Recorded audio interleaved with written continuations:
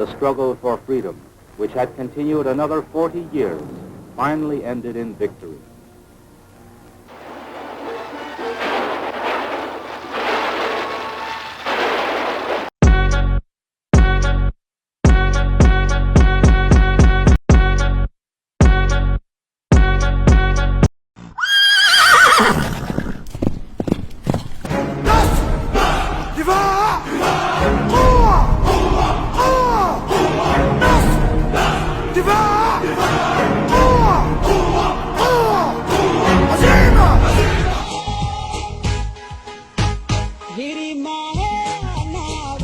Ladies and gentlemen, welcome to Somaliland, the land of peace. From golden sand dunes to lush valleys, its breathtaking landscapes captivate the soul. The capital, Hargeisa, shines with a blend of modern architecture and rich cultural heritage. Bustling markets, artistic murals, and vibrant streets bring the city to life. Warm hospitality fills every corner, making visitors feel at home. Come and discover the beauty, history, and heart of Somaliland.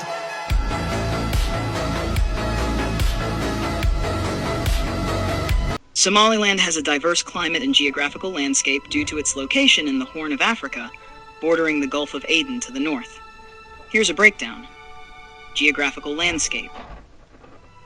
1. Mountains. The Golis Range, also called Ogo Mountains, runs parallel to the coast in the north. The highest peak is Mount Shimbiris, 2,416 meters, the tallest in Somaliland. These mountains create a rain shadow effect, influencing regional climate differences. 2. Plateaus. Much of Somaliland consists of elevated plateaus, particularly in the Hod and Ogo regions. These plateaus are semi-arid and are used mainly for pastoralism. 3. Coastal plain, Guban, a hot, arid lowland strip along the Gulf of Aden. It is extremely dry and hot, especially in summer. 4. Valleys and dry riverbeds. The region is interspersed with seasonal whiteys, dry riverbeds, which flow during the rainy season. Climate zones. 1. Arid, coastal plains, Guban, very hot summers, temperatures can exceed 40 dZ 104 degree Fahrenheit, sparse vegetation and very little rainfall. Winds from the sea moderate coastal temperatures slightly. 2. Semi-arid, plateaus and inland areas, cooler and more moderate than the coast.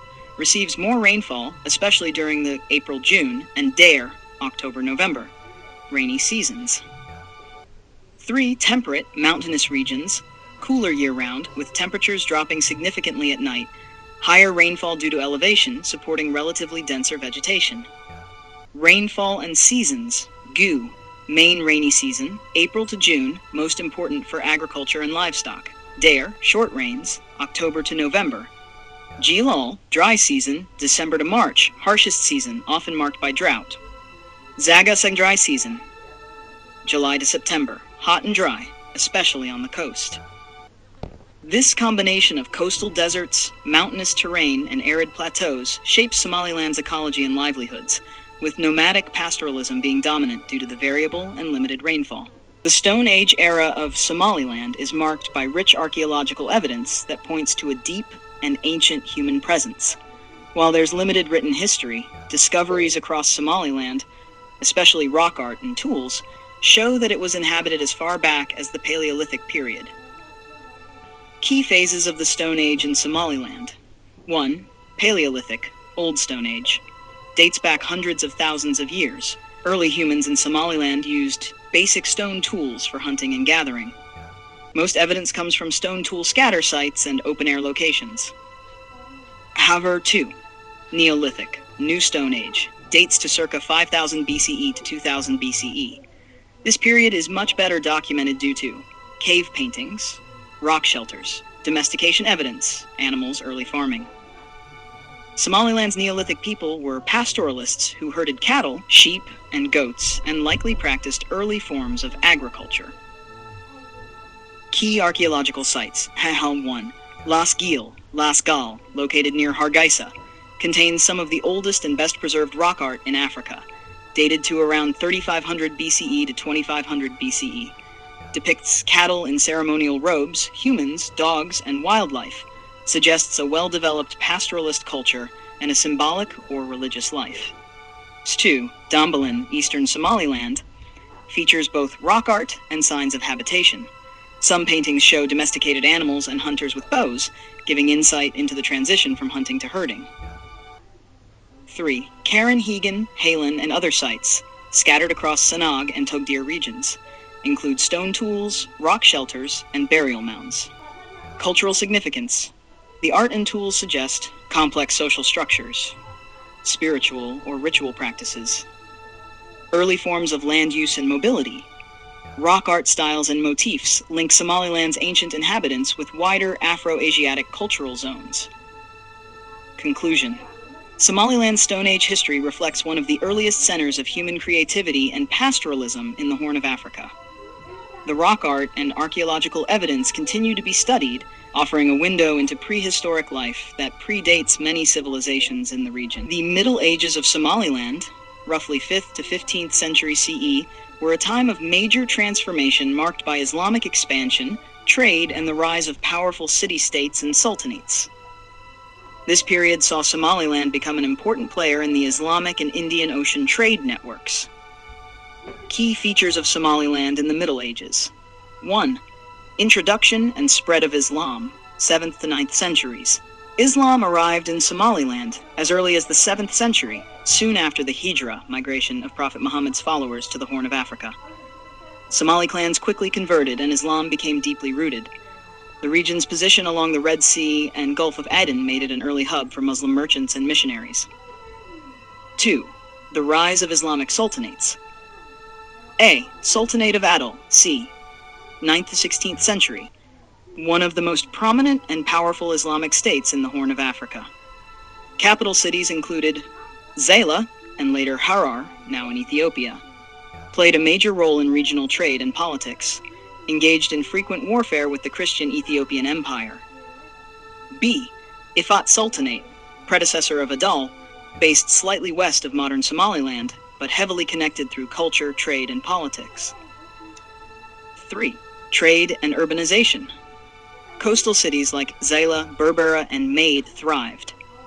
These cities were part of the wider Indian Ocean trade network, connecting Somaliland with the Arabian Peninsula, Persia, India, China, and East Africa. Traded goods included frankincense, myrrh, ivory, slaves, animal hides, and gold. Islamic scholars, Sufi teachers, and merchants traveled these routes. Conflict and expansion. In the 15th and 16th centuries, the Adal Sultanate launched jihad campaigns against the Christian Ethiopian kingdom under leaders like Ahmad ibn Ibrahim al-Ghazi, Ahmad Guri. These wars were intense and are remembered in both Ethiopian and Somali oral traditions. Adal even temporarily occupied parts of Ethiopia before being defeated. Half 5. Culture and religion. Somaliland during the Middle Ages was deeply influenced by Islamic scholarship, Sufism, and Arabic literature. Many Somali clans adopted Arabic names and Islamic legal systems, Sharia. Arabic and Somali were both used in religious and daily life. Key cities of the Middle Ages. Zaila, Salak, major port and center of Islamic learning. Berbera, important for inland trade and camel routes. Maid and Haiz, linked to early clan settlements and trade. The focused overview of the Ifat, Adal, and Aksumite empires in relation to Somaliland, highlighting their origins, influence, and interactions within the region. 1. Aksumite Empire, c. 1st, 7th century CE. Capital, Aksum, modern-day northern Ethiopia and Eritrea. Religion, initially polytheistic, converted to Christianity in the 4th century under King Ezana. Reach. Aksum's influence extended across the Red Sea and into parts of western Somaliland, particularly in trade. Contact with Somaliland, through Red Sea trade and competition with South Arabian kingdoms. Controlled parts of Zaila and western Somali coast briefly, mainly for commercial access. Had early conflicts or rivalries with pre-Islamic Somali and Afar groups. End of Aksumite influence. The rise of Islam and decline of Red Sea trade routes weakened Aksum, leading to the rise of Islamic polities like Ifat and Adal. 2. Ifat Sultanate, c. 13th, early 15th century, founded by the Walashma dynasty, likely of Somali or Afar origin. Capital, Ifat, located in present-day eastern Ethiopia near the Somali border. Religion, Sunni Islam. Relation to Somaliland. Though based west of modern Somaliland, Ifat included eastern Somali inhabited lands, acted as a predecessor to Adal, influencing the religious and political identity of Somali groups. Conducted jihad campaigns against the Ethiopian Christian highlands, traded through Somali ports like Zayla, establishing Islamic learning centers. Decline, eventually defeated by the Christian Abyssinian Empire under Emperor Amda Seyon in the 14th century. Survivors fled east and helped form Adal. Pashtul III. Adal Sultanate c. 1415 to 1577 CE, founded by descendants of Ifat, led by the Walashma dynasty. Capitals, initially Zayla in Somaliland, later Dakar, and finally Harar. Religion, Sunni Islam, Sufi orders were highly influential. Territory, covered much of Somaliland, parts of Djibouti, eastern Ethiopia, and Somali region. Key leaders, Sabr ad-Din II, restored the Sultanate after Ifat's fall. Ahmad ibn Ibrahim al-Ghazi, Ahmad Guri, famous for his 16th century jihad against Christian Ethiopia. Somaliland's role. Zayla was a vital port city and a center of Islamic scholarship. Clans from Somaliland, e.g. the Gadabursi and Isa, formed the military and social backbone of Adal. Adal also had influence in Berbera, Maid, and the Hod region. Collapse. After the death of Ahmad Guri in 1543 and increased pressure from the Portuguese and Oromo migrations, Adal weakened and fragmented. Comparison summary. Empire, origin, religion, influence in Somaliland. Into the Somali 3. Axum, Eritrea, Ethiopia. Christianity. Trade, brief coastal control, cultural rivalry. Ifat Sultanate, Eastern Ethiopia. Islam, early Islamic rule, indirect control. Adal Sultanate, Somaliland, Harar, Islam, strong control of Somaliland, major power. Conclusion. The history of Somaliland in the classical and medieval period is marked by shifts between Christian and Islamic powers, with Somaliland emerging as a stronghold of Islamic sultanates, especially Adal. These empires shaped the region's religion, politics, and identity, leaving lasting legacies in both Somali culture and Horn of Africa geopolitics. Islam and Somaliland are deeply intertwined, with Islam playing a central role in shaping the region's identity, culture, law, education, and politics for over a millennium. Here's a detailed overview. 1. Arrival of Islam in Somaliland. 7th century CE, Islam arrived very early, during the lifetime of Prophet Muhammad. The first Muslims to flee persecution in Mecca landed in the Horn of Africa, the Hijra to Abyssinia, with Somali coastal cities like Zayla becoming gateways for the new religion.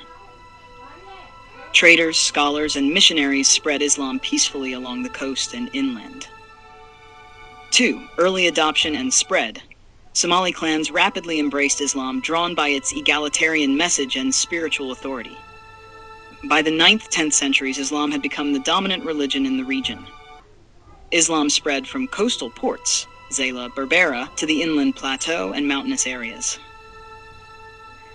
Islamic sultanates in Somaliland. Islam was institutionalized through the rise of Muslim sultanates, especially Ifat Sultanate, 13th to 14th centuries, a forerunner in Islamic rule and culture, influencing early Somali Muslims. Adal Sultanate, 14th to 16th centuries, headquartered in Zayla, it played a leading role in Islamic scholarship, trade, and warfare, notably against the Christian Ethiopian Empire.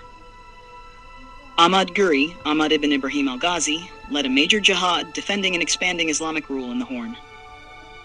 4. Religious and cultural influence. Islam influenced language, Arabic terms in Somali, law, Sharia, and education, Quranic schools. Somali poetry and oral tradition adopted Islamic themes, such as justice, faith, and martyrdom. Sufi orders, like the Qadiriya and Salihiyya, became widespread from the 17th century onward, promoting religious piety and unity. 5. Colonial era and Islam. During British colonization, British Somaliland, Islam served as a unifying cultural and political identity against foreign influence. Islamic leaders resisted Western reforms that challenged Sharia law or local customs.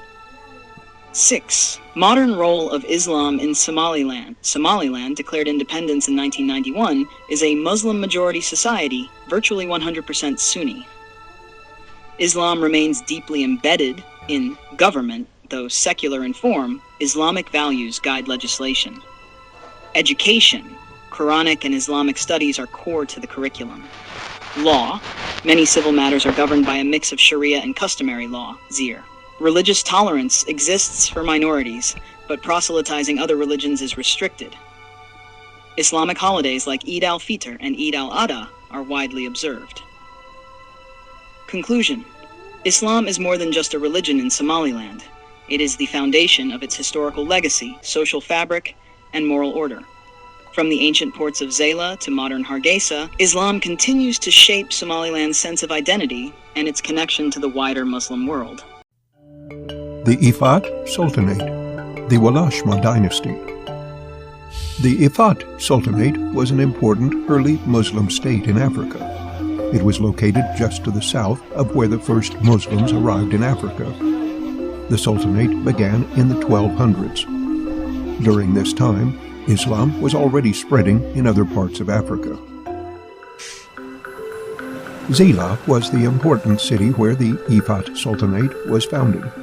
It is said that Yusuf bin Ahmed al-Konain was the founder of the Walashma dynasty.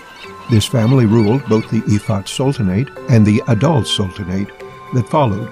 Both sultanates were Muslim. The people who lived in this area were mostly nomads. That means they moved around a lot and didn't have a home. However, most of these people were Muslim. Zayla is where one of the oldest mosques on the continent was built. This city was the center of the Sultanate. During this time, another Muslim Sultanate also existed. It was the Adal Sultanate. Historians aren't sure if it existed before the Ifat Sultanate, but it definitely existed afterwards. One of the most important sultans was Sabr al-Din II. He established the Adal Sultanate after the Ifat Sultanate was defeated. The Ifat Sultanate was defeated by the Abyssinians. They were part of a Christian empire that was nearby. Sabr al-Din II was a Muslim Somalian man. His leadership helped the Sultanate keep their land from the Christian kingdom. They were able to hold off for a long time. The Ethiopians, or Abyssinians, didn't conquer the area until 1559. Unfortunately, things became very violent. During that time, many kingdoms, sultanates, and people in general were fighting for land. They all wanted to grow and rule more people. However, this led to a lot of fighting. Even though the Ifat and Adal sultanates were eventually conquered, the Somalian people who lived there kept their Muslim faith. These groups of people have passed on their faith for centuries, as many people in this area remain Muslim to this day. The Ifat and Adal sultanates are an important part of the history of Islam in Africa. For over 300 years, they led people in the practical ways governments do, and also in Islam.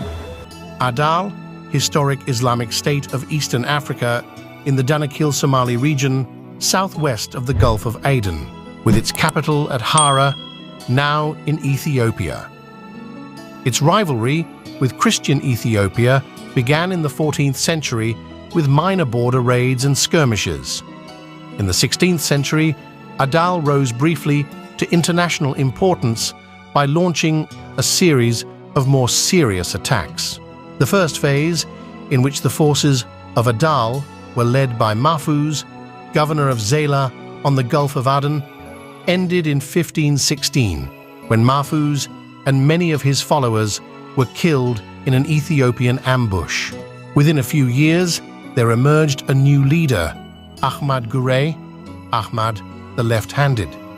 He gathered a following of Muslim nomads for a jihad or religious war against Ethiopia. They swept into the highlands, drove the Ethiopian emperor into exile, forced massive conversions, and by 1533 controlled most of central Ethiopia. They destroyed churches and monasteries. The fugitive emperor appealed to Portugal for help. 400 Portuguese musketeers landed at Mitsiwa, now Massawa, Eritrea, in 1541. Adal then took on reinforcements as well, 900 Turkish and Somali's musketeers, plus some cannon. Adal's successes continued until Gran was killed in a battle near Lake Tana in 1543. The British colonization era of Somaliland spans from 1884 to 1960, during which time the area was known as the British Somaliland Protectorate. This period shaped much of modern Somaliland's political boundaries, administrative systems, and resistance movements. Here's a detailed overview. 1. Establishment of the Protectorate, 1884 to 1898. 1884, Britain formally established the British Somaliland Protectorate along the Gulf of Aden coast, primarily to secure its trade routes to India and protect the southern approaches to the Suez Canal. Unlike in British colonies, the British ruled Somaliland as a protectorate, meaning they maintained indirect rule through Somali clan elders and sultans. Britain signed treaties with Somali clans, particularly the Isa, Gadabursi, Haber Awal, and Haber Jallo, to establish control. 2. British rule and administration. The British focused on the coastal cities, especially Berbera, which became the capital. Inland regions were mostly left under traditional clan authority, Zir, minimal investment in infrastructure or education compared to neighboring colonies like Kenya or Sudan. Somaliland was administered from Aden in modern Yemen for much of the early period, reflecting its strategic military importance rather than economic value. 3. Somali resistance, the Dervish movement, 1899 to 1920, led by Syed Muhammad Abdullah Hassan, a Somali religious leader and poet. He founded the Dervish state, uniting various clans under a call to expel colonial powers and establish Islamic rule. The Dervishes waged a 20-year guerrilla war against the British, Italians, and Ethiopians. British forces launched 4 military expeditions before finally defeating the Dervishes in 1920, using aircraft for the first time in Africa to bomb the Dervish capital at Tale. Half 4. Interwar and Wowu II period, 1920 to 1945. After the Dervish defeat, British control solidified, but development remained limited. During World War II, the Italians from Italian East Africa briefly occupied British Somaliland in 1940, but the British recaptured it in 1941. Post-World War II, political consciousness among Somalis began to rise, with the growth of organizations advocating for independence. 5. Toward independence, 1945 to 1960. British policy increasingly shifted toward decolonization after World War II. Somali nationalist movements such as the Somali National League, SNL, emerged in Somaliland. Britain attempted to unify Somali inhabited regions, Ogaden, Djibouti, NFD of Kenya, but failed due to geopolitical resistance. On the 26th of June 1960, British Somaliland gained independence as the state of Somaliland, becoming a sovereign nation. 6. Union with Italian Somaliland, 1960. Just 5 days after independence, on post-1 July 1960, the state of Somaliland voluntarily united with Italian Somaliland to form the Somali Republic. Many in Somaliland later saw the union as unfair and imbalanced, contributing to grievances that led to the Declaration of Independence in 1991. Legacy of British rule. Indirect governance left Somali clan structures relatively intact. English became an administrative and educational language, though it competed with Arabic. Limited colonial development meant fewer roads, schools, or services compared to other British territories. The strong tradition of resistance, especially the legacy of the Dervish movement, remains a proud chapter in Somaliland's history. Conclusion. The British colonial era in Somaliland was marked by strategic control, indirect rule, minimal development, and a fierce tradition of Somali resistance. Despite a brief experience as an independent state, Somaliland's colonial history still shapes its identity, institutions, and claims to sovereignty today.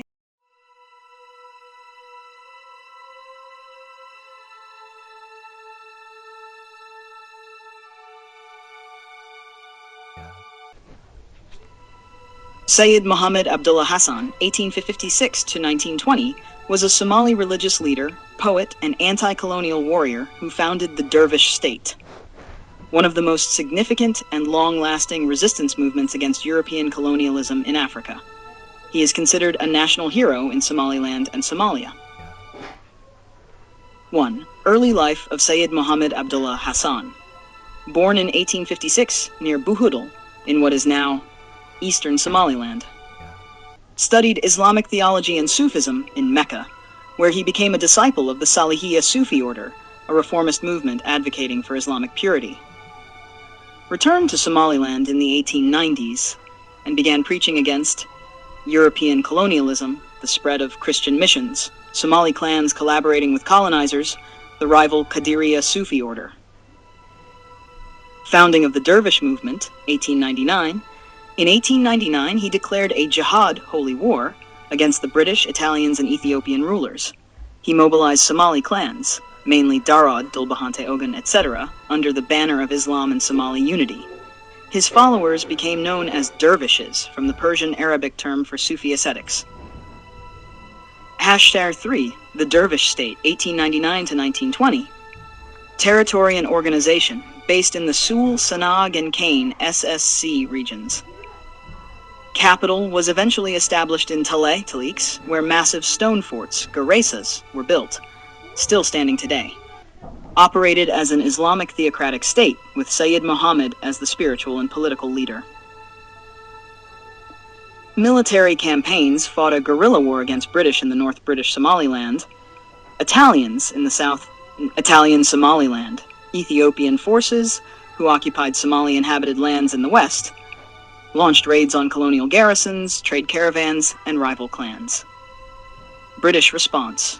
The British launched 4 major expeditions to crush the Dervish movement, 1900, 1901, 1902-04, 1920.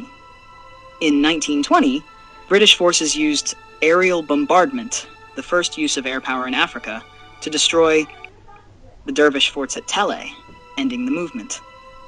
After 4, Sayyid Muhammad's death and legacy, fled into the Ogaden region, now in Ethiopia, after the 1920 defeat.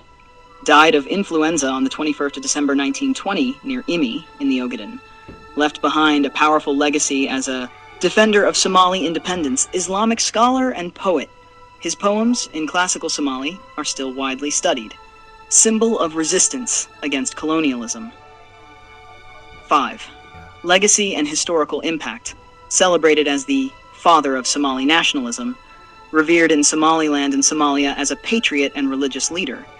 The term Sayyidka, the master, is used with deep respect, inspired later Somali nationalists and independence movements. His dervish forts in Taleh are national heritage sites. Famous titles and nicknames. Called the Mad Mullah by the British, a colonial smear. Somalis call him Sayyid, Guri, or Abdullah Hassan with honor. Conclusion.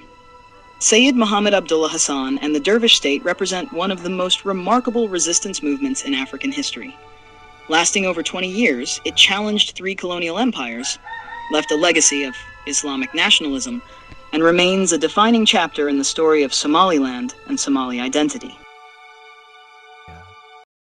Of June marks a historic milestone for Somaliland when it became an independent sovereign nation, the state of Somaliland, after 76 years of British colonial rule. Key facts about 26th of June 1960. Date, 26th of June 1960. Event, British Somaliland gained full independence from the United Kingdom. New name, State of Somaliland. Capital, Hargeisa. The new national flag was hoisted in Hargeisa to mark sovereignty. Significance of the day. Somaliland became the first Somali territory to gain independence, celebrated as the birth of self-rule, national pride, and sovereignty. Several nations, including the United Kingdom, Egypt, and Ethiopia, formally recognized the state of Somaliland, had a functioning government, military, and parliament, adopted a constitution, and democratic institutions were briefly in place.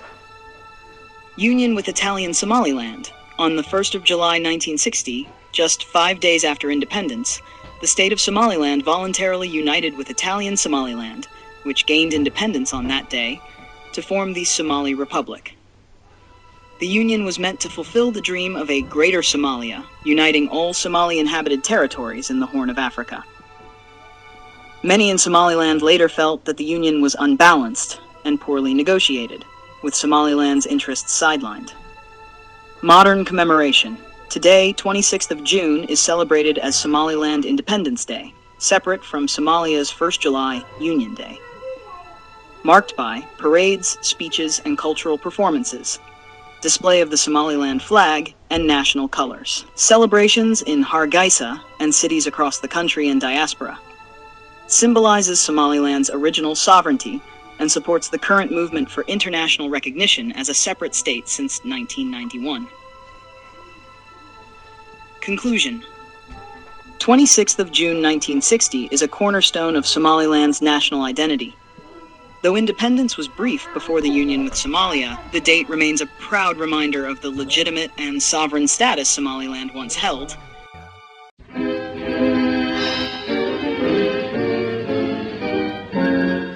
The Union Jack flies over British Somaliland, which was lost to the Empire when France capitulated but quickly retaken. General Cunningham is one of the outstanding commanders of the campaign in this corner of the world. He is a brother of Sir Andrew Cunningham, who commands the Mediterranean fleet. Our cameraman accompanied General Cunningham on a tour of inspection to this outpost of Britain's fighting empire. From this inspection, we cover an extract of the work of Empire armies on the borders of French Somaliland, still under Vichy control.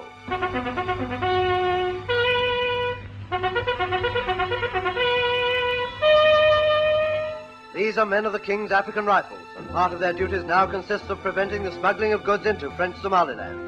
This is a unit going out to relieve an outpost from a spill of duty.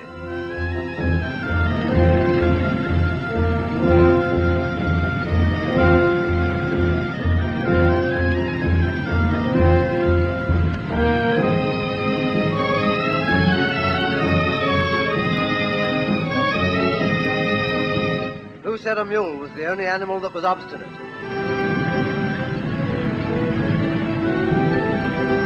Whoa! This is a little group caught the night before trying to run the blockade. Vichy is fighting Hitler's battles and we are not going to help. But our kind-heartedness does induce us to allow the transport of milk for expectant mothers. We can only trust the said expectant mothers are not members of the Gestapo.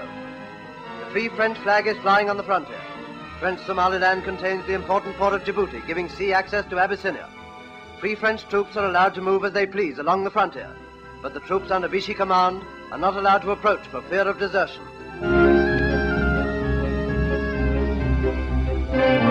The relief by this time has arrived at the outpost for its new spell of guard duty.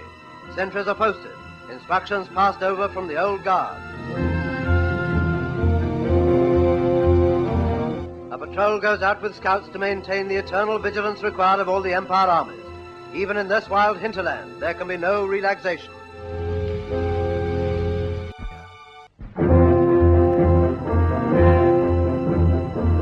Focus on Aden, gateway to the Red Sea.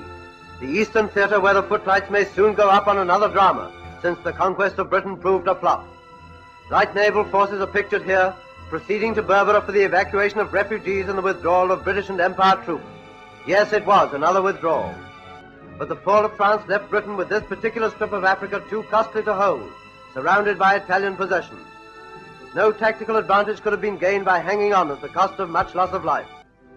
Many of the native people who now leave their homes under the protection of the Royal Navy have already made one move. From Abyssinia, where Mussolini's lust for power first bade him turn his back on humanity.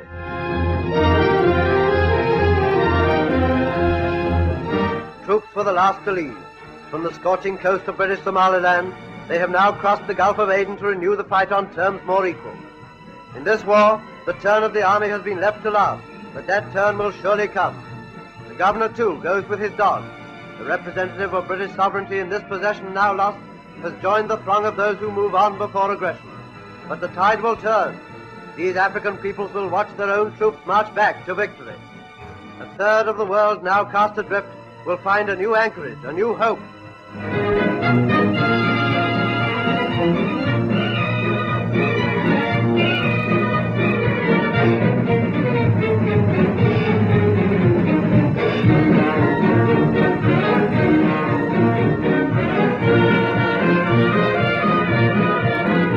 Still, for the time being, it's goodbye to British Somaliland. But the Navy leaves its mark before the last ship sails. Big guns hammer at coastal roads and key buildings. They leave a devastated, barren waste. Italy's bandit chief has acquired a new slice of someone else's property. Let him enjoy it while he can. We'll be back.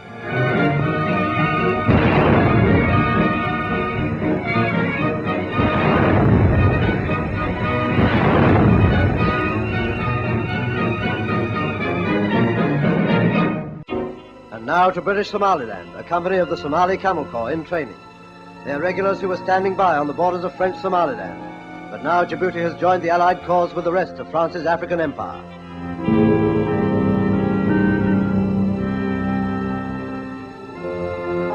They have British officers, but their NCOs are Somalis. All are excellent marksmen. And although there are not many Camel Corps now in existence, they are particularly suited to this type of country. Am I boring you?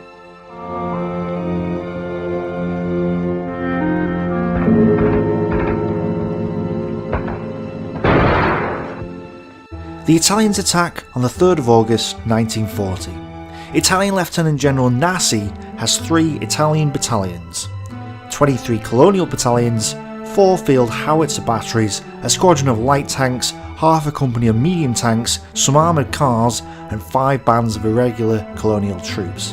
And this force is split into 3 different columns. The centre column is led by Major General D. Simone, who's tasked with taking Hargeisa before advancing to Berbera.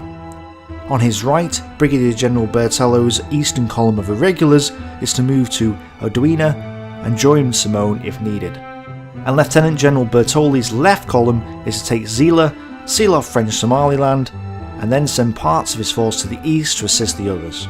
Brigadier Chater, Royal Marine and commanding officer of the Somaliland Defence Force, is tasked with stopping the Italians. He has under his command the 1st Battalion North Rhodesia Regiment, 2nd Battalion King's African Rifles, 2nd Battalion the Black Watch, 1st East African Light Battery, which has 4 3.7-inch howitzers, who are from Kenya, 2 Punjab regiments, and a lightly armed Camel Corps. So the Somalian Defence Force consists of 4 distinct racial groups, without a central headquarters unit, has no transport, and very little signals equipment. And yet, Churchill demands that Wavell defend British Somaliland to the last. The Camel Corps, along with the Northern Rhodesian Regiment, holds Simone's centre column for 2 days, before, on August 5th, the Italians commit their light tanks to the battle. The Camel Corps and the North Rhodesia Regiment are forced to fall back, relinquishing control of the Hargeisa area. Despite being harassed by land, sea and air, Bertoldi's column takes Zila on the 5th and pushes eastwards. Bertello occupies Odwina on the 6th before turning towards Adadel to potentially join the centre column once more. The British dig in at the Tug Argan Gap, which was essentially the last position the British could hold before Berbera without threat of being outflanked. After waiting for a couple of days, the advance of the centre column continues on the 8th, with the Italian medium tanks making their first contact in the Tug Argan area. Despite an appalling lack of anti-tank weaponry, Wavell decides to fight and orders a general to take command of the Somalian Defence Force. Up to this point, Chater had been in charge of a division's worth of troops, but he had only just been promoted to brigadier. So on the 11th, Major General Goodwin Austin arrives and assumes command that evening.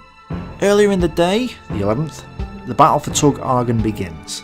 The hills in the area are manned by British machine gun positions and some barbed wire obstacles. However, the British have no anti-tank guns and no artillery to support their units. And the British units are too spread out to fully man the gaps between their positions. Italian artillery pound the Assa Hills, nicknamed Punjab Ridge because the 3rd of the 15th Punjab Regiment holds it, the Italians forced the regiment off the ridge and resisted a determined counterattack. But attacks on Mill Hill and Nobley Hill are repulsed successfully by the British forces. On the 12th, the Italians attack all the British positions and Mill Hill is lost, with 1st East African Light Battery losing 2 of its precious howitzers.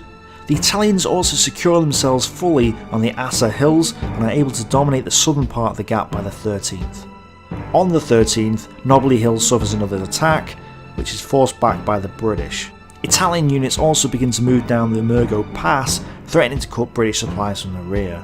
On the 14th, Castle Hill and Observation Hill suffer from heavy bombing and shelling, but the British forces still managed to hold against yet another Italian attack. The British send in 2 companies of 2nd King African Rifles towards the Murgo Pass to stop the Italians from cutting off their one and only supply line.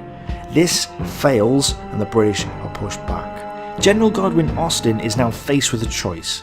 He knows that he hasn't got the strength to keep his unit's supply route protected, let alone defeat the Italians. He could continue to hold and let the Italians wipe out his force in its entirety, or withdraw and possibly save about 70% of his force. He sends a request for orders on the 15th and receives a reply at noon. The order is to evacuate. Fighting a rearguard action at Barcasan on the 17th against a slow Italian advance, the Black Watch resist the Italians effectively. So effectively that Godwin Austen can concentrate on and is able to speed up the British withdrawal. British forces are able to pull out of Somaliland fully by the morning of the 19th, and the Italians march into Berbera that evening. 260 casualties are sustained by the British, mainly borne by the North Rhodesian Regiment and the Camel Corps. They also lose some stores of equipment to the Italians, who badly need them. However, the main blow to the British is that of morale. Public opinion is shocked by the loss of British Somaliland, and Churchill flies into a rage. Wavell defends Godwin Austen though, saying that he was right to evacuate under the circumstances. No one can deny that this was a great Italian victory. The Italians, however, lost 2,052 casualties and a loss of material they can't really afford in East Africa. Despite taking Berbera, they're still cut off from Italy and have no lines of communication back to their homeland. If only the Italian invasion of Egypt in September could defeat the British in North Africa, take Egypt, and then unite with Italian East Africa. If only Marshal Graziani could somehow succeed and not get defeated during Operation Compass. May 18th, Somaliland's Victory Day. May 18th marks the Victory Day of Somaliland, commemorating its reclaiming of independence and the resilience of its people. Originally, Somaliland gained independence from Britain on June 26, 1960, becoming the State of Somaliland. However, just 6 days later, on July 1st, 1960, it voluntarily united with the Trust Territory of Somalia, former Italian Somaliland, in pursuit of a greater dream: the unification of the 5 Somali-inhabited regions: Somaliland, Somalia, Djibouti, French Somaliland, the Northern Frontier District, now part of Kenya, and the Ogaden region, now part of Ethiopia. This dream of a united Greater Somalia, however, did not materialize as hoped. The union between Somaliland and Somalia was hastily formed without a clear constitutional framework or binding legal union act. Over time, Somalilanders became politically and economically marginalized. With over 90% of government positions, development, and resources concentrated in Somalia. This sparked dissatisfaction and resistance. In 1961, just a year after the Union, Somaliland officers attempted a military coup to dissolve the Union, a movement that ultimately failed. Nevertheless, tensions persisted. Reconciliation efforts led to an agreement to share power, resulting in the 1967 elections where the Prime Minister was from Somaliland and the President from Somalia. However, this progress was short-lived. On October 21, 1969, General Mohammed Siad Barre seized power in a military coup, ending the democratic experiment. He imposed a dictatorship under a socialist regime, nullifying previous agreements and further alienating the people of Somaliland. The culmination of these injustices and years of struggle eventually led to Somaliland's unilateral declaration of independence on May 18, 1991, following the collapse of the Somali central government. Since then, Somaliland has built a functioning government, maintained peace and stability, and continues to seek international recognition. A complex legacy, Somaliland under the Somali regime. While the Somali military regime under General Mohammed Siad Barre brought suffering and devastation to Somaliland, it also implemented development projects, though primarily concentrated in Somalia. Somaliland received a small share of these national initiatives, estimated at just 20% of the regime's total achievements, compared to 80% being limited to Somalia. Among the notable developments in Somaliland were 1,200 kilometers road network stretching across the country from east to west, connecting 5 out of the 6 regions of Somaliland. 2, the Berbera cement factory, a major industrial facility. 3, a fish processing plant in Las Corre, supporting the coastal economy. 4, a bone graft factory in Hargeisa. 5, a dairy production plant. 6, a beverage factory, contributing to local industry. However, these limited developments did not offset the regime's deeply discriminatory policies toward the people of Somaliland. Economic marginalization was severe. Business ownership, property rights, and access to higher education were deliberately restricted. Somaliland students who completed high school were forced to travel to Somalia to pursue university education, as no institutions of higher learning were permitted in Somaliland. The regime's oppression escalated after Somalia's defeat in the 1977 Ogaden War against Ethiopia. In a bitter turn, blame for the loss was placed on military officers, many of whom hailed from Somaliland in the region now known as Puntland, an autonomous state in eastern Somalia. This scapegoating led to a brutal campaign of ethnic and clan-based persecution. In response, many Somaliland officers, disillusioned and betrayed by the very regime they had served, defected to Ethiopia in 1981. Ironically, these were the same soldiers who had once bombed Ethiopian cities during the war, now forced to seek refuge in that very nation due to the regime's treachery. This turning point became a catalyst for armed resistance, fueling the birth of the Somali National Movement, SNM, and the broader struggle for Somaliland's liberation, a journey that ultimately led to the Declaration of Independence on May 18, 1991. Turning point in the struggle, Ethiopia's role in the SNM's final stand. In a remarkable turn of history, Ethiopia, once an adversary in the 1977 Ogaden War, opened its doors to the defected Somali officers who had fled the oppressive regime of Siad Barre. Ethiopia welcomed them with open arms, providing military bases, weapons, humanitarian aid, and diplomatic support, which helped the emerging Somali National Movement, SNM, take shape. Ethiopia's strategic foreign policy at the time also enabled it to promote its ideological stance on the international stage. From their bases in Ethiopia, the SNM launched a series of intermittent but intense military offensives against the Somali regime. These efforts achieved significant territorial gains and shattered Mandera Prison in 1984, one of the regime's most notorious detention centers used to torture and imprison Somalilanders. In response to these battlefield losses, the regime retaliated viciously, targeting innocent civilians in Somaliland's cities. Entire communities were bombarded and massacred in a campaign of collective punishment meant to break the will of the resistance. By 1988, the situation shifted dramatically. Other armed opposition groups, such as the SSDF, Somali Salvation Democratic Front, and USC, United Somali Congress, joined the uprising from different parts of Somalia, further weakening Barre's hold on power and igniting a civil war. Faced with mounting pressure, the Somali regime reached a controversial agreement with Ethiopia. In return for Ethiopia's promise to expel the SNM from its territory, Somalia agreed to formally relinquish its claim to the ethnically Somali-inhabited region in eastern Ethiopia, known historically as Western Somalia, now Ethiopia's Somali regional state, the Fifth Zone. With their safe haven in jeopardy, and Ethiopia requesting their departure, the SNM had a crucial decision to make. In 1988, they chose to wage a final all-out battle, a desperate and courageous fight for survival and liberation, as they were no longer guaranteed foreign support. 1988 bombing of Hargeisa. In 1988, Siad Barre's government launched brutal military attacks on northern cities, like Hargeisa and Burko. Tens of thousands were killed, and hundreds of thousands fled to Ethiopia. This period is remembered as a turning point where the idea of secession gained momentum in the north.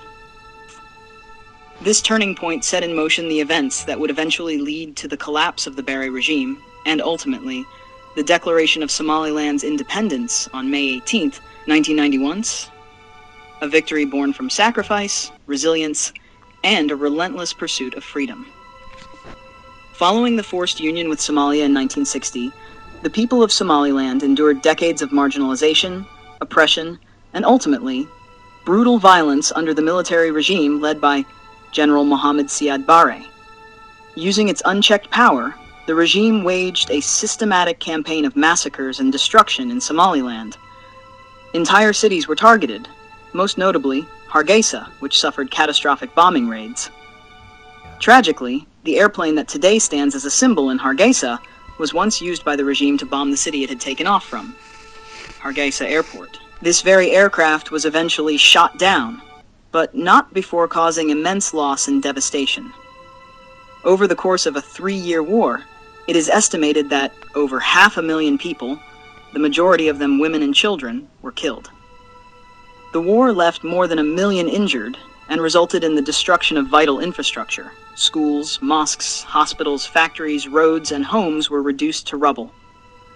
Despite this horror, the people of Somaliland never gave up.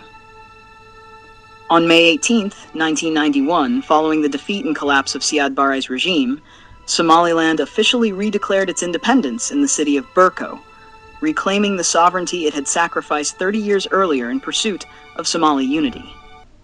Thanks to the unwavering struggle of heroes who gave their lives, the people of Somaliland today live in a nation of peace, democracy, and freedom. As of today, 34 years have passed since the darkest chapter of that history. Somaliland has risen from the ashes to build a prosperous, peaceful, and stable society, standing as a testament to resilience, determination, and hope. May 18, 1991, Declaration of Independence. After the collapse of Barre's regime in early 1991, Somali Central Authority disintegrated. On May 18, 1991, in the town of Burko, elders, political leaders, and representatives from the SNM and local clans declared the re-establishment of the independent Republic of Somaliland, revoking the 1960 union with Somalia. The declaration was based on the argument that the union was void due to its failure and the atrocities suffered under the Somali government. Post-1991, Somaliland's path forward. 5. Peace-building and governance. Somaliland held peace conferences and established a hybrid government system, combining modern democratic institutions and traditional clan structures. Since 1991, Somaliland has developed its own Constitution, Somaliland shilling, elections, presidential, parliamentary, local, security forces and border control. Number 6. Lack of international recognition. Despite functioning as a de facto independent state with stability and democratic governance, Somaliland is not internationally recognized as a sovereign country. The African Union and most countries still consider it part of Somalia due to the continent's emphasis on preserving colonial borders. Celebration of May 18. Every year on May 18, Somalilanders celebrate their reclaiming of independence, the end of a brutal civil war, peace, unity, and national identity, the achievements in building a functioning state from scratch. Festivities include parades, speeches, and cultural displays, military and police demonstrations. Diaspora communities also hold events around the world.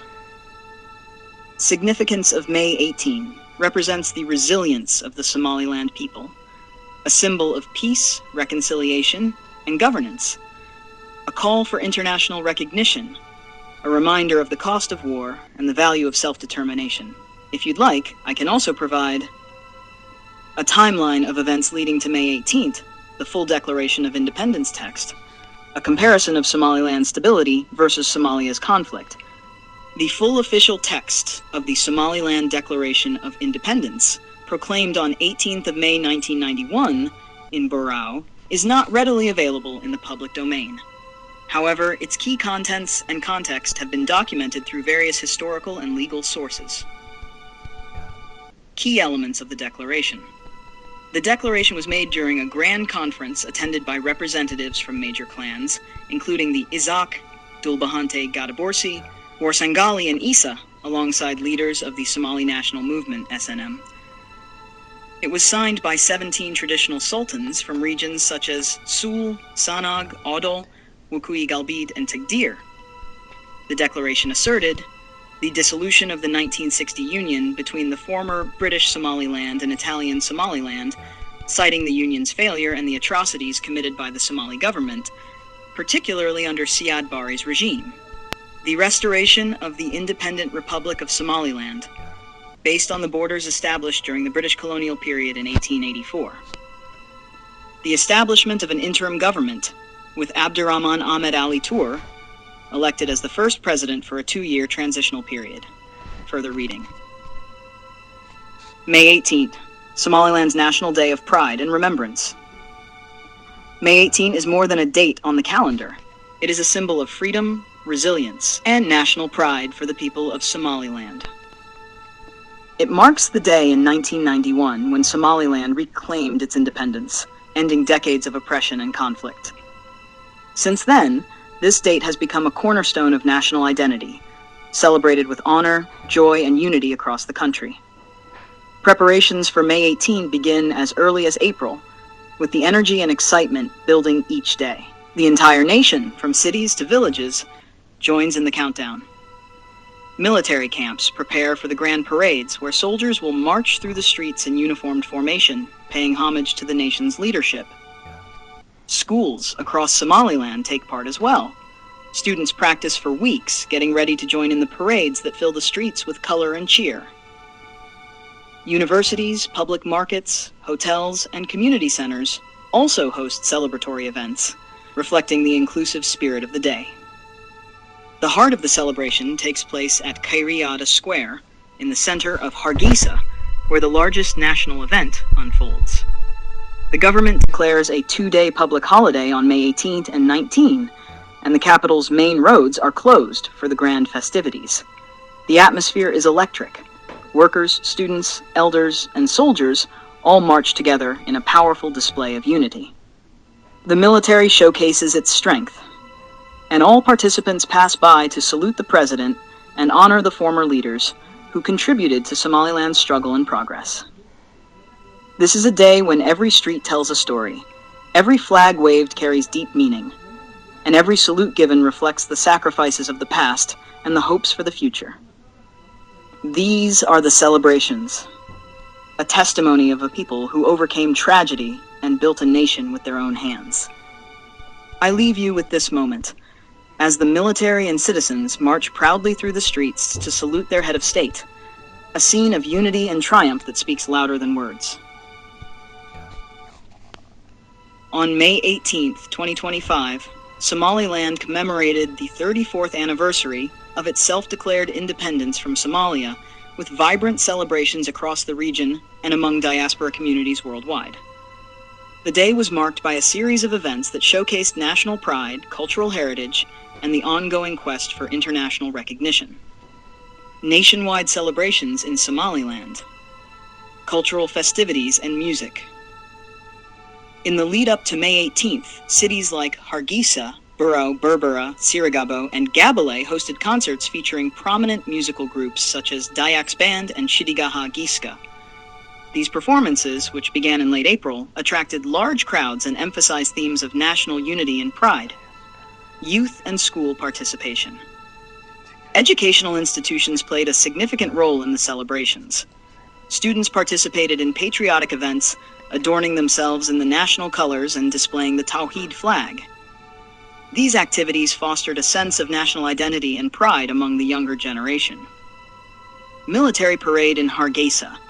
A central highlight was the Grand Military Parade in Hargeisa, where the president and other dignitaries reviewed units of the Army, Coast Guard, and police. The parade featured displays of military equipment and performances by acrobats and cultural groups, symbolizing the nation's resilience and sovereignty. Diaspora celebrations. Somaliland communities abroad also marked the occasion with enthusiasm. In Finland, the Somaliland community organized a public event at Stoa Kulttuurikeskus in Helsinki, celebrating the nation's achievements and advocating for international recognition. Democratic milestones. The 2025 celebrations were particularly significant as they followed the successful joint presidential and party elections held on November 13, 2024. Over 1 million citizens participated, electing Somaliland's 6th president and 3 national political parties. Notably, Somaliland became the first country in Africa and the world to adopt iris biometric voting technology, highlighting its commitment to democratic processes. Advocacy for international recognition. The anniversary served as a platform to amplify calls for international recognition. Community leaders and youth groups organized online campaigns with hashtags like Somaliland Independence and Recognize Somaliland, aiming to garner global support for Somaliland sovereignty. The 34th Independence Day celebrations in 2025 reflected Somaliland's enduring spirit, cultural richness, and the collective aspiration for recognition on the international stage. The modern day of Somaliland. Somaliland, in the present day, is a self-declared independent republic in the Horn of Africa. Though not internationally recognized, it functions as a de facto sovereign state with its own government, military, borders, currency, and democratic institutions. 1. Political status. Declared independence. 18th of May 1991, after the collapse of the Somali central government. Not recognized internationally, still considered by the UN and AU as part of Somalia, but operates independently in practice. Government type. Parliamentary Republic. Capital, Hargeisa. President as of 2025, Muse Bihi Abdi. Has held multiple peaceful elections, including transitions of power. 2. Security and stability. Relatively peaceful and stable compared to southern Somalia. Has its own police force, military, and immigration system. Effectively manages its borders, including with Puntland and Ethiopia. Has successfully countered piracy and terrorism within its territory. 3. Economy. Currency, Somaliland shilling sh, not internationally traded. Main sectors, livestock export, especially to Gulf countries, diaspora remittances, trade through the Berbera Port development, major investment by DP World, UAE, to turn Berbera into a regional trade hub. Strategic access point to the Red Sea and landlocked Ethiopia. This is 4. Education and health. Rebuilt much of its education system post-Civil War. Numerous public and private universities have been established, such as University of Hargeisa and Amud University. Healthcare is improving but still faces challenges with infrastructure and funding. 5. Society and culture. Population, estimated 4 to 5.7 million, no official census. Religion, 100% Sunni Muslim. Languages, Somali official, Arabic, English. Strong oral literature, music, and poetry traditions. National pride is strong. Citizens widely identify as Somalilanders. 6. Diplomacy and recognition. Somaliland seeks international recognition and has representative offices in countries like the UK, Ethiopia, Kenya, and the US. Gained growing diplomatic support, though not formal recognition. International partners engage in development aid, security cooperation, and trade. Countries like Taiwan and Ethiopia have made semi-official ties, increasing visibility. Challenges facing modern Somaliland. Lack of international recognition limits access to aid and loans. Youth unemployment and brain drain due to limited economic opportunities. Clanism still affects politics and governance. Occasional conflicts in border areas, especially with Puntland. 8. Achievements. Peaceful elections and relative democratic norms in a turbulent region. Maintained law and order through homegrown institutions. Functioning government and judiciary. Pride and self-reliance. Somaliland built most of its systems without international aid. Conclusion. Modern Somaliland is a remarkable example of resilience and self-governance in a region often associated with instability. Though unrecognized internationally, it has established a working state that functions independently, with a strong sense of national identity, peace, and purpose. The future of Somaliland largely hinges on gaining international recognition and sustaining development and stability. Would you like a breakdown of Somaliland's modern political system?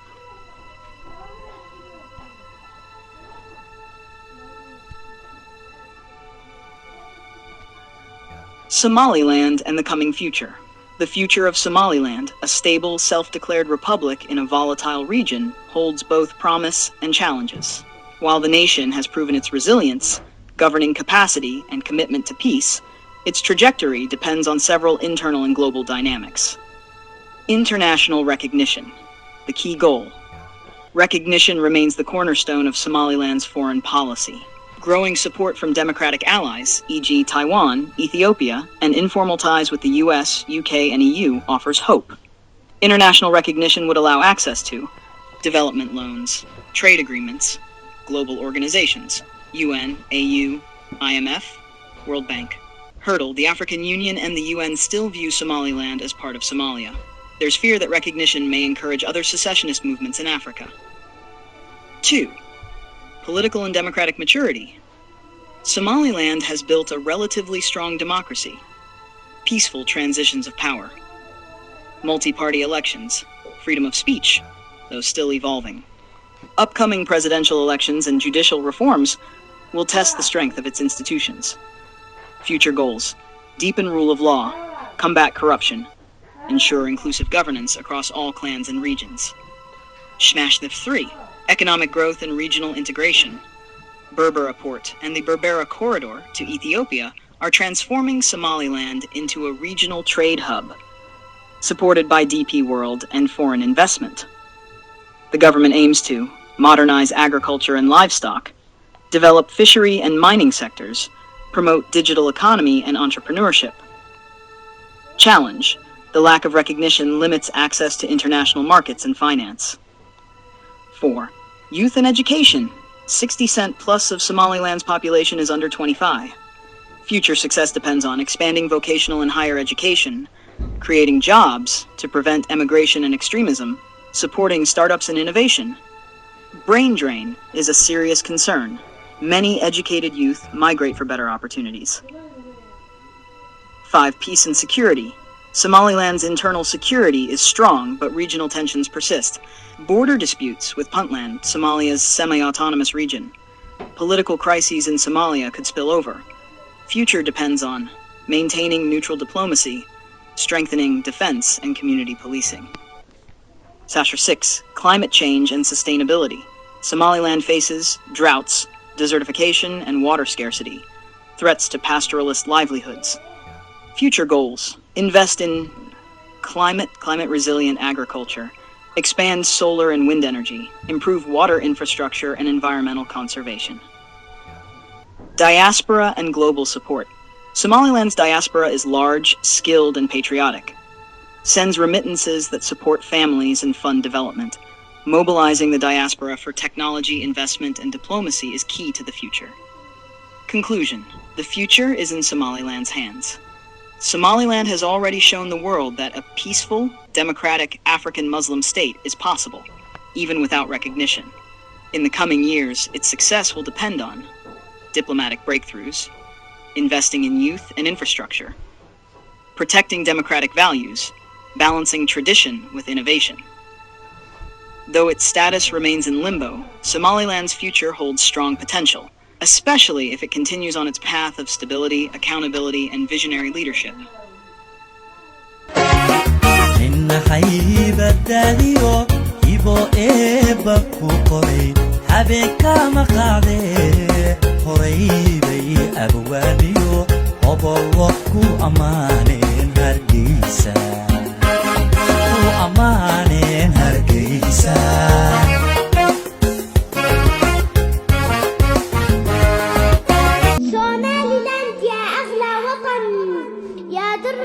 في القلب سكنة الزمن يومك المجيد يا فخر البلاد جاءك النور يعلو في البلاد في 18 من مايو الحبيب نحتفل اليوم والفرح قريب رايات سماواتنا تعلو والناس تهتف.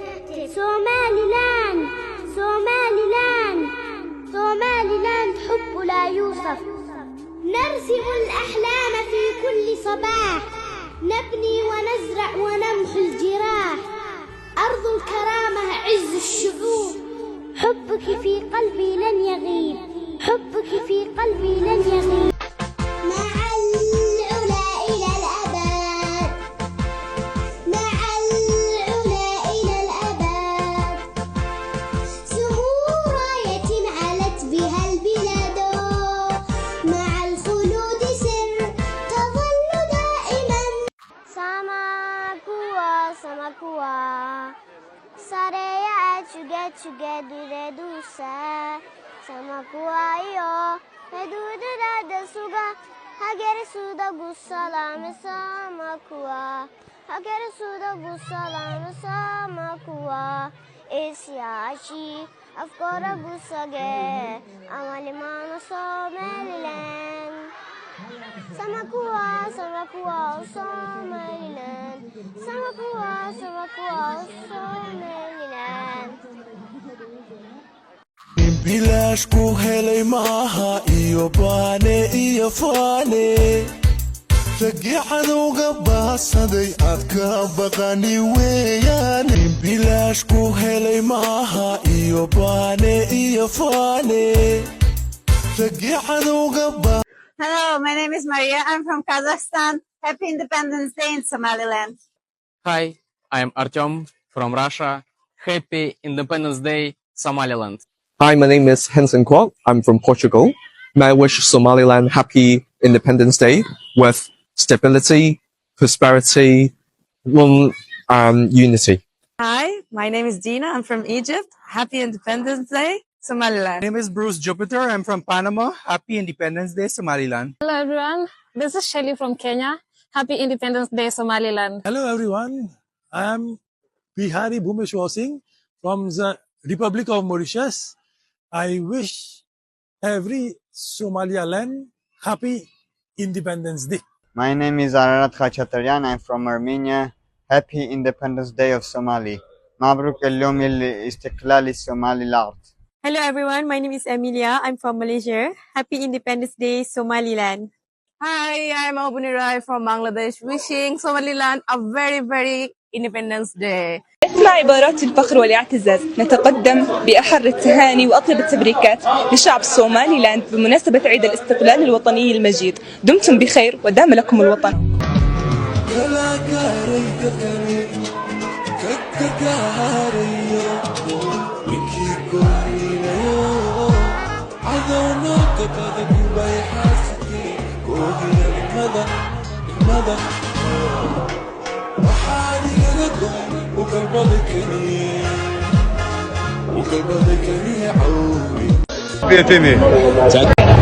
Happy 18th of May, Somaliland! Happy 18th May, Somaliland! Happy 18th May! Happy Independence Day, Somaliland! Happy 18th of May! Be proud of who you are, because you're Somalilanders.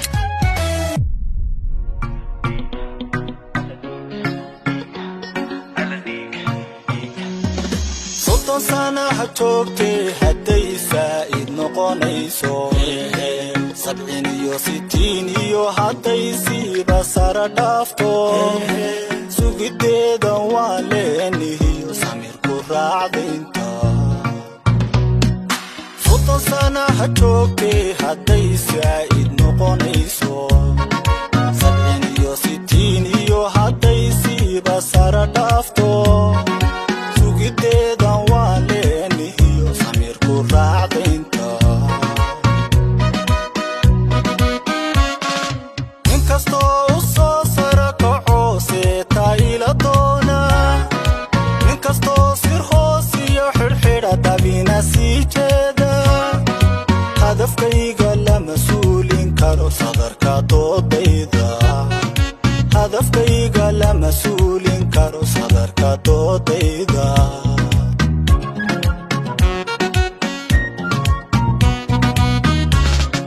Ninkastoo u soo sara kaco seetaa ila doona.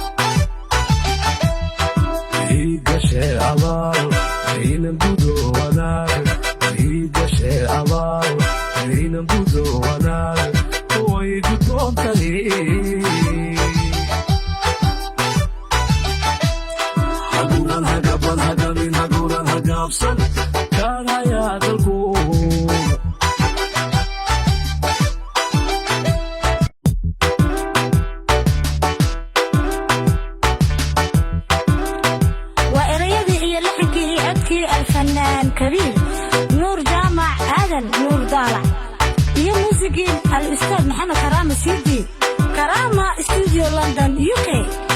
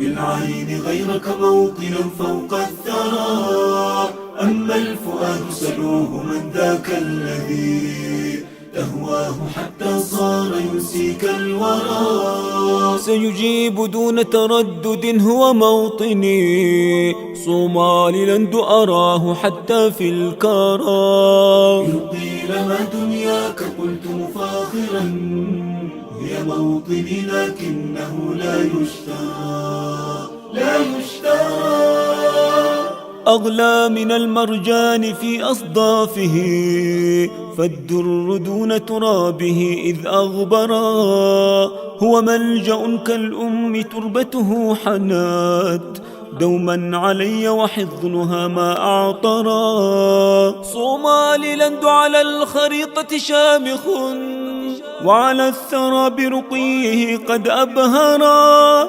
هرجيسة شمس العواصم ضوءها، كسفت به أقرانها دون امترا. يا موطني يا موطني يا موطني يا نبض قلبي لا أرى بالعين غيرك موطنا فوق الثرى. أما الفؤاد سلوه من ذاك الذي تهواه حتى صار ينسيك الورى. سيجيب دون تردد هو موطني، صوماليلاند أراه حتى في الكرى. إن قيل ما دنياك قلت فاخرا، هي موطني لكنه لا يشترى لا يشترى. هي لؤلؤ يزداد كل سويعة، لمعانه والحسن فيها أمطرا. تأوي الغريب بدفئها حتى إذا حان الرحيل الدمع منه تفجرا. برعا ومن ينساك يا رمز العلا، أم البلاد وما برحت المفخرا. لا زلت مسقط رأس كل ممجد، تعداد ذكرهم هنا لن أحصرا. يا موطني يا موطني يا موطني يا نبض قلبي لا أرى بالعين غيرك موطنا فوق الثرى. أما الفؤاد سلوه من ذاك الذي تهواه حتى صار ينسيك الورى. سيجيب دون تردد هو موطني، صوماليلاند أراه حتى في الكرى. إن قيل ما دنياك قلت فاخرا، هي موطني لكنه لا يشترى لا يشترى. ميناؤنا قلب المواني زيلع، وكذاك بربرة بها جوف الفرا. يا بور ما فيك العمود عمودنا، نحو التقدم والسنا بين الورى. وبقية المدن البهية مثلها، من ذا يفرق جوهرات منظرا. يا رب فاحفظ موطني وجيوشه، وولاته والشعب رب الأدهرا. موطني موطني يا موطني يا نبض قلبي لا أرى بالعين غيرك موطنا فوق الثرى. أما الفؤاد سلوه من ذاك الذي تهواه حتى صار ينسيك الورى. سيجيب دون تردد هو موطني، صوماليلاند أراه حتى في الكرى. إن قيل ما دنياك قلت مفاخرا مفاخرا. يا موطني لكنه لا يشترى لا يشترى.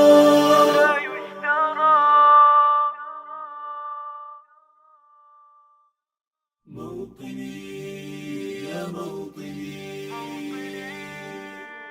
يا موطني يا نبض قلبي لا أرى بالعين غيرك موطنا فوق